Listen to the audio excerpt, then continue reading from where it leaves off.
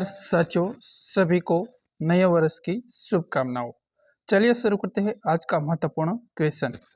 भूगोल का जनक किसने कहा जाता है? तो साथी याद रखना, इसका राइट आंसर क्या है सभी साथी को पता होना चाहिए।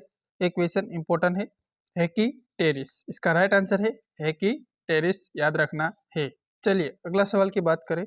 नेक्स्ट सवाल, भूगोल के लिए जियोग्राफी शब्द का प्रयोग सर्वप्रथम किसने किया? जियोग्राफी शब्द का प्रयोग किसने किया था सर्वप्रथम? तो याद रखना है, इसका राइट आंसर है ऑप्शन नंबर डी, एरोथोनोजिस। याद रखना है एरोथोनोजिस। चलिए अगला सवाल, तीसरा सवाल।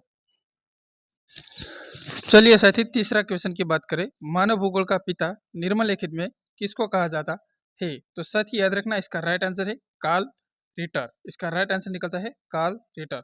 चलिए अगला सवाल की बात करें हम। भूगोल को मानव पारिस्थितिक के रूप में परिभाषित करने वाला विद्वान कौन है? तो साथी याद रखना, इसका राइट आंसर सभी साथी को पता होना चाहिए, एस बैरोज। इसका राइट आंसर है ऑप्शन नंबर सी, याद रख लेना है। चलिए अगला सवाल की बात करें, पांचवा सवाल। भू आकृति विज्ञान का जन्मदाता किसने माना जाता है? तो साथी याद रखना है पेसल। इसका राइट आंसर निकलता है पेसल। चलिए अगला सवाल की बात करें हम। भूगोल पृथ्वी को केंद्र मानकर अध्ययन करने वाला विज्ञान, ऐसा किसने कहा से? बताए साथी, भूगोल पृथ्वी को केंद्र मानकर अध्ययन करने वाला विज्ञान है, ऐसा किसने कहा था? तो साथी इसका राइट आंसर है वायरनेस। इसका राइट आंसर है वायरनेस। याद रखना, इक्वेशन याद रखना है, सभी एग्जाम में पूछा चुका है। सौरमंडल के बारे में विश्व के सक्षम जानकारी प्रस्तुत करने का श्रेय किसने दिया है? किस विज्ञान को दिया है?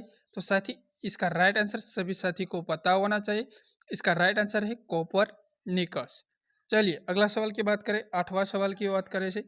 सूर्य के चारों ओर घूमने वाले खगोलीय पेड़ का कहा जाता है?